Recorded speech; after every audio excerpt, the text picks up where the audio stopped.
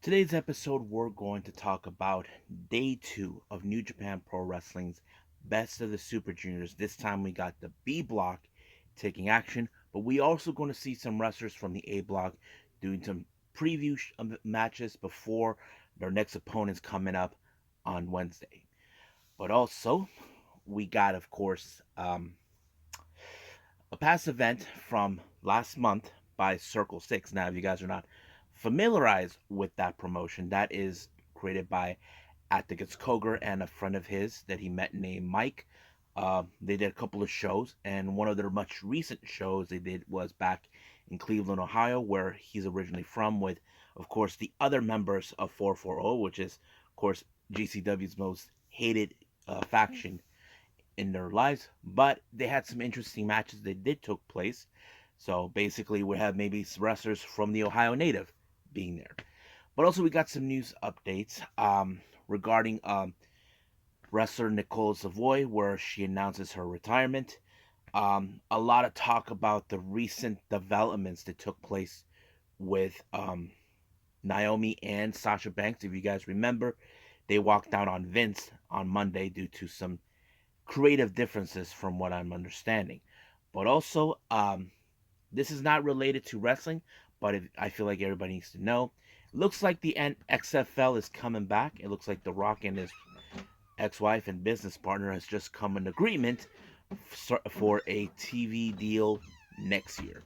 So, get ready for another episode of the Leader Wrestle Zone.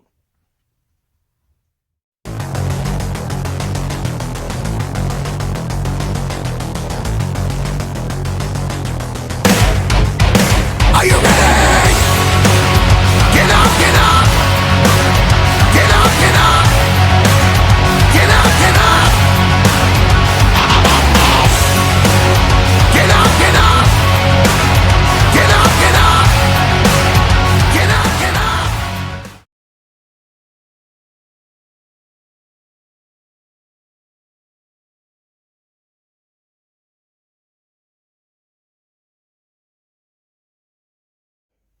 Welcome everybody to the Lead It Wrestle Zone. All things that it's pro wrestling with AEW, NXT, New Japan Pro Wrestling, Impact Wrestling, the National Wrestling Alliance, various promotions, wrestlers, matches, and championships. I am your host, Gerard here. So let's begin with New Japan Pro Wrestling with day two with Best of the Super Juniors 29. This time we have the B block taking the stage, but however, we have three opening matches that took place. The first one, we got Rohi Oiwa and Kosei Fujita, the Young Lions, teaming up with the much recent graduate of the LA Dojo Young Lions, Clark Connors. Now, keep in mind, I don't know why he decided to team up, but I feel he can relate to them. Keep in mind, Connors used to be a Young Lion, but now he gets to team with them. Maybe show them this is how it's supposed to be.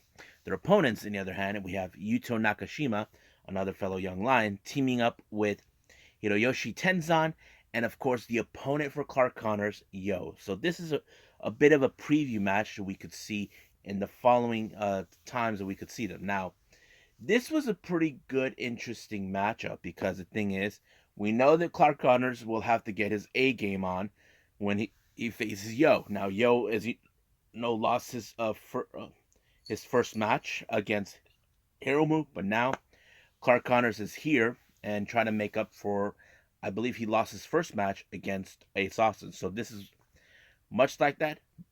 But however, it was Clark Connors who picked up the victory by pinning Yuto Nakajima, sending a clear message to Yo that he's coming from. Next up, we got Suzuki-gun, consisting of Taka Michinoku and Yoshinobu Kanemaru, taking on Tiger Mask and Ace Austin. Now here's the preview. Ace Austin will face Kanemaru. So this is going to be a much interesting match because the thing is this. Basically, as you know, Kanemaru, he always cuts corners. He uses the whiskey.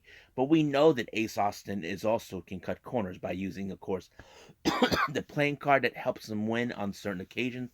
But whatever tricks he has up his sleeves, like Kevin Kelly says. So, however, this was a very unique match. However, it was Ace Austin who picked up the victory by pinning Taka Michinoku, sending a clear message to Kanemaru. Now, our next match, we have, of course, Alex Zane teaming up with Yado and Ryusuke Taguchi to take on the members of Bullet Club, Dick Togo, Sho, and Taiji Ishimori. So, in this scenario, we have, of course, Alex Zane taking on Sho in the next upcoming matches, and of course, Taiji with Ryusuke Taguchi. However, this match, as you know, it falls exactly how I thought. Bullet Club, we know they like to cut corners extremely high on every level, distracting the referee, using the tools like the wrench and the garroted, which gave them a helping hand. But of course, um, it was Taiji Shimori who picked up the victory, sending a clear message to, I believe, Ryusuke Taguchi. So we'll see what happens. But the obvious thing is, what Kevin Kelly said, is sooner or later we're going to see how this thing plays out between both Sho and Taiji Shimori. That I'm kind of curious. Now let's get to the B block matches. First match we have Doiki taking on El Lindaman. Now keep in mind Doiki hasn't won any good successful matches, even though he has his issues with Desperado, who called him recently a bitch for not winning matches, and not to mention he and Desperado lost a match in Taichi Mania, saying that he lost, he didn't do anything, even though Doiki thought it was fun. But however, I did not anticipate a whole lot with Doiki because El Lindaman, I have to say, he's a fantastic wrestler. He is clearly a powerhouse for a man of his size.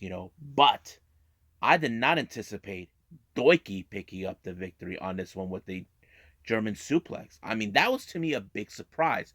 But however, the real question does remain: will Desperado pay attention, or this is just the beginning for Doiki now saying, okay, I had enough of losing. I'm going to kick in and just go like that. So we'll see about that. So Doiki gets his first 2 points, and I'm excited. I'm happy for him that he finally got that.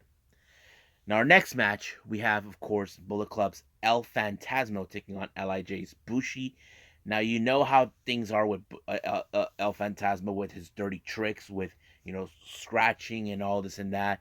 Bushi, we know this is his 10th year as a veteran. That makes him, he has the expertise in of course, in the best of the Super Juniors. But however, um, El Fantasma walked out with the victory with the pinfall. I forgot what the finisher he used. It ended right there, so he gains his first 2 points. Now this is a match that I was kind of interested. We have Wheeler Yuta making his first ever debut on the Best of Super Juniors, taking on Robbie Eagles. Now in the press conference, Robbie Eagles did say that there were 3 wrestlers he hasn't beaten. Wheeler Yuta is one of them because he never come cross paths. So this is a very much interesting. But however, Kevin Kelly did mention something very interesting. I don't know if Robbie Eagles is gunning for him due to the fact that, if you guys remember, before Wheeler Yuta became a member of the Blackpool Combat Club, he was also a member of Chaos. Is there a little bit of resentment where Robbie feels that he turned his back on Chaos? That's something we still don't know yet. We don't know how the members of Chaos felt about Yuta ditching the best friends, aka the also members of Chaos. That is still unclear, but it was a very good match. Now, keep in mind, Wheeler Yuta is a bit of a more of the aggressive wrestler, while you got Robbie Eagles, who has a bit of technical wrestling submission styles in his arsenal. But will that be enough to put Wheeler Yuta away? That is the common question. But somehow, Robbie Eagles was able to pick up a very fast victory by pinning Yuta. So that means Yuta lost his first match, but Robbie Eagles gets his first 2 points. So we'll see how this is going to go. Our next match, we got TJP of the United Empire being accompanied by Francesco Akira. Now keep in mind, Akira thanked TJP for what he did in his match with Sho for not grabbing the wrench. However, TJP, who vows to say himself that he is the best junior heavyweight competitor of all time, taking on a guy like Master Wato. Now, TJP has always been found ways to find maneuvers that will get him out of it, since he's much of an experience. He hasn't been in a best of the Super Junior event since 2011, so this was the perfect opportunity. But Master Wato, we know he has been in it, but no success. but however, it was in a submission move that allowed for TJP to pick up a victory, sending a clear message to Wato, telling him this is his time. He's going to take this title with him. Now, our next match, we have our main event. We have El Desperado taking on Titan. And now, this was also a very fun match. Two masked wrestlers. You know, Desperado, as you know, he has always been one of the most competitive wrestlers we ever watched. One of the most best ones we've seen. However, he's taking on a guy from the from down south in Mexico. I thought it was a good match. He even tried to rip off Titan mask, but however, it did not help. But he did able to pick up the Pinchy Loco to win the match. So I have to say, Block B, great. I enjoyed it. I thought it was much a stronger match as we anticipate. Hopefully, um, we'll see what happens on day 4 for these guys. So I think that's pretty much it. What we got with New Japan. I believe it's time for Circle 6 Terrible Lie.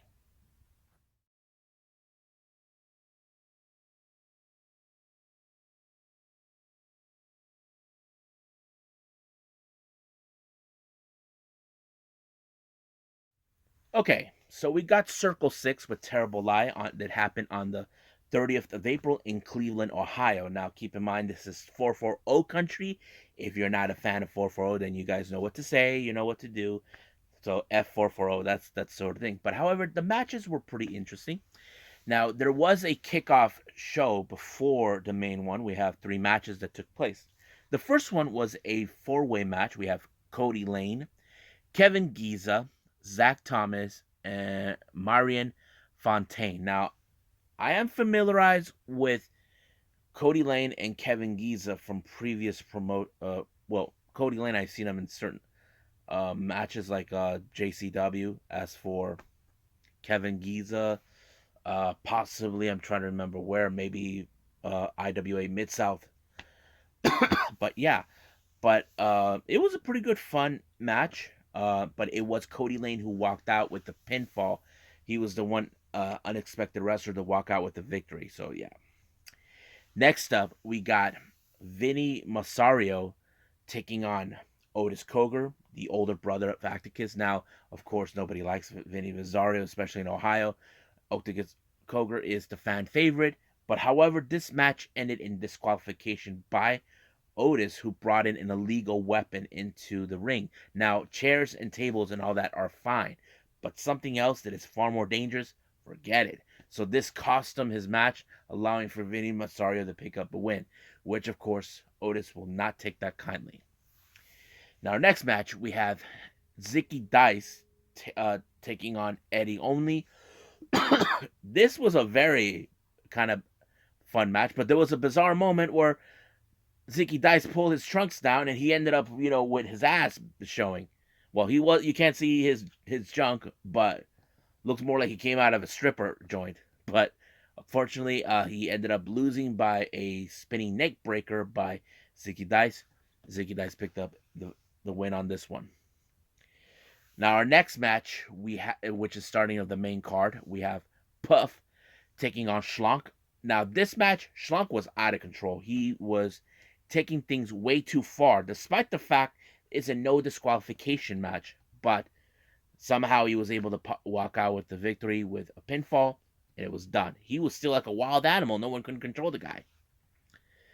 Next up, we got Rocky Romero taking on Jake Chris, also a Ohio native. He is nothing with the 4-4. Keep in mind, he was part of the OVE, Ohio versus everyone.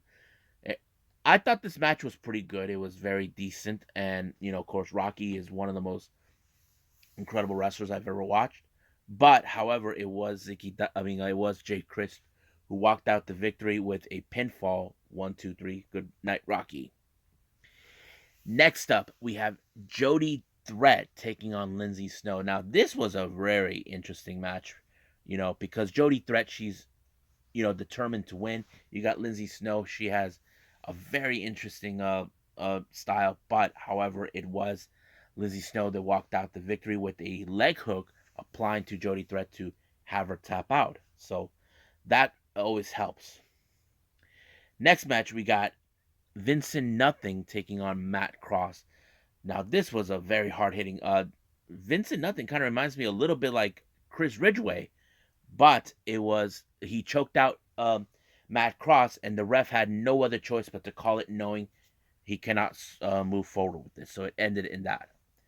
Next match we have 440 Bobby Beverly and Eric Ryan to take on Jacob Fatu and his brother and his cousin Journey Fatu. However, this match was a freaking slaughterhouse brawl match because you know how the Fatus are. They are the most dangerous Samoans you don't want to mess with, especially if you're 440. Now, there's a lot of blood coming out, but it was Journey who picked up the victory with a little when he pancaked, I think it was Eric Ryan, and it was over right from there. So it was done. So the Fatus walked out with the W. Next match, the we got the hot sauce. Tracy Williams taking on Atticus Cogar. A lot of this Atticus Cogar attacked Tracy right away because he's no dummy. He knows exactly who Tracy Williams is. He's the kind of guy you don't want to be in the same ring with because he will put you in a submission. That is who he is. But however, he did put the hemorrhage brainbuster on him, and 1, 2, 3, it's over. So Atticus won his match. Now, our main event, we have Ricky Shane Page along with Eddie Only to take on TikTok Killer Cross along with Scarlett Bordeaux. Now, keep in mind, we all know Eddie Only will do anything to help his boy Ricky Shane Page, as always. But Scarlett Bordeaux will always have um, Killer Cross's back. However, this match went into much of the extreme where they brought in thumbtacks and tables, but it was the Doomsday that put Ricky RSP in a lot of pain, and then of course he tried to put Killer Cross through a table. However, that did not work in any capacity until he choked him out. Now, keep in mind, he was close to the ropes, but it did not mean anything for the ref. That means he had no other choice but to try to tap out. But however, he did not. He did not quit, but he was already out when the ref made the choice. He's done. So Killer Cross actually won the match. But as soon as the match was over, Ricky's RSP called out the members of 440 to come join him. Since this is their hometown, they thought this would be an appropriate way to close out the show. Just thanking the fans for being there. So they're loyal fans from Ohio. So that's kind of pretty nice of them. So I think that's pretty much it what we got with Circle 6. I believe it's time for some news updates.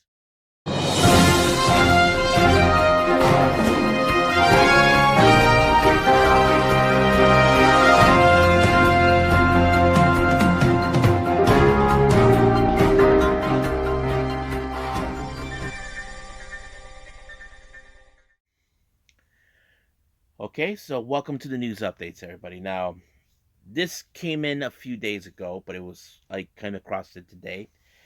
Female wrestler Nicole Savoy has announced on a wrestling show that she is going to hang up her boots. Now, if you guys aren't familiarized with her, she's been with Shimmer. She made a lot of appearances in various promotions throughout the years, including MLW. Um, People can say what they want, like especially you guys, not to criticize, but say you probably would say, but we never seen her in any of the major companies. That is true. But someone did mention something that was true, that Nicole Savoy retired under her own terms, which is true. That is something that we can be proud of and understand. She made her call. She had an incredible run as a wrestler. Don't remember how long she's been, but in some point in her life, she thought, okay, I think it's time to hang it up, and that's pretty much it. I'm not sure if they're going to do like a little ceremony like we normally do, but it's still unclear on that part. Now, if you guys remember my last updates on the previous episode, we talked about Naomi and Sasha Banks walking out of Vince McMahon knowing that there were certain changes that took place that they did not feel comfortable with. Many fans are speculating that this was a work, that this was part of the storyline. Newsflash to those fans who believe that. It's not. They're not in fact, work. It's not a work. This is for real. Even Dax Harwood even's proud of Sasha for what she did, standing up for you for what you believe in. Because Dax Harwood understand that. Because keep in mind, they had Dax Harwood and Cash Wheeler had a hard time with this whole thing with Vince, and he understands what Naomi and Sasha are going through. However, what does this mean now? There's still no indications. Are the tag titles going to be vacant? It's still unconfirmed yet. I don't know if WWE are going to try to talk them out of it or trying to work up with an agreement with the creative process what they were supposed to do. However, there's been talk about Roman Reigns. As you guys know, she's married to Jimmy Uso, that they would like to bring her into the bloodline, like knowing, okay, we're going to say yes, she's married to Jimmy, and we want her to be part of our family. So there's been talk about that, but we don't know if WWE is going to grant that decision. Which to me, I feel they should, because there's nothing wrong with that. I mean, I would like to see that, because now we're seeing factions with females in it. And recently, right now, we have, of course, Rhea Ripley with Judgment. That would make more sense. And of course, we could see like the somewhat version of Bullet Club where we see two of the leaders of Bullet Club, AJ and Finn Balor, along with Liv Morgan. So that kind of tells us, but we don't know yet. So it's still an open question. We still don't know what is going to happen. We don't know what WWE's going to do now. So I will keep a pin on this one to find out if there's any other things taking place. Now, I did say earlier that this is not related to wrestling, but however, this is related to what we already know. If you guys remember, prior before the pandemic, Vince McMahon decided to revive the XFL to make it better. As you know, the first time he had it, like almost 20 years ago, it was a huge failure. Like, it sucked. They tried to make it script out. That is the reason. But now they wanted to bring it back to make it more of a football thing. So this is only like a spring season um organization football organization that takes place. However, it went into bankruptcy because of the pandemic. So Vince McMahon sold XFL to The Rock, his ex-wife and business partner Danny Garcia, and of course Red something. I forgot the name of the company. So they gave information about this. There looks like they just made a multi-year agreement for on Disney and ESPN. They're gonna kick off their season next year on February. What is it? Hold on. Yeah, February 13, 2023. I think a Saturday. No, 18 on a Sunday, on a Saturday. So that's kind of interesting. They're gonna have this contract dates from 2023 to 2027. This was announced today on Tuesday. I think I have the official statement regarding of that. Hold on, let me put that up for all of you. So let me read it, because I think this is important for everybody to hear. This is going to be a long one for everyone. Okay, here it is. So the XFL today announced a new global multi-year agreement with Walt Disney Company and ESPN, which includes exclusive broadcast rights for all the game days contents, tentpole events, and more.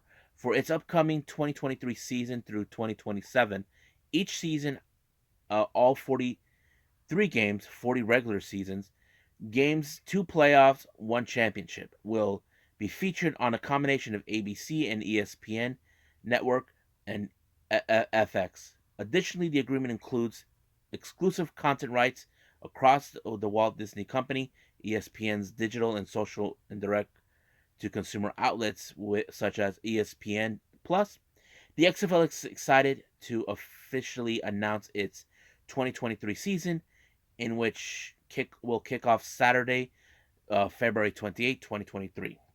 The announcement was revealed today at Disney Upfront, where XFL owners Danny Garcia and Dwayne Johnson, aka The Rock, were in attendance and presence news. Without question, we have long admired Disney's uh, Disney's distinctive ability to engage an expansion consumer fan base across verticals, while also maintaining the deeply authentic, nonsense, heartfelt approach of storylines much of your own, said Danny Garcia, chairwoman of the XFL.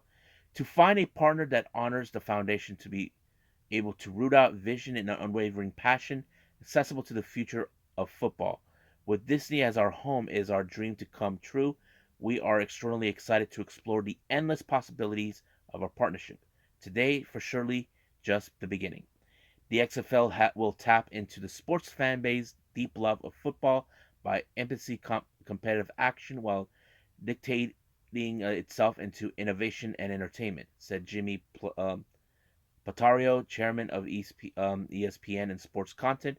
You can see great path success when you combine reach and influence on ESPN and Disney with the collective vision of XFL leadership led by Danny, Dwayne, and Jerry. Dwayne Johnson added, "This is a definite moment for the XFL and the beginning of an incredible long term partnership for the league.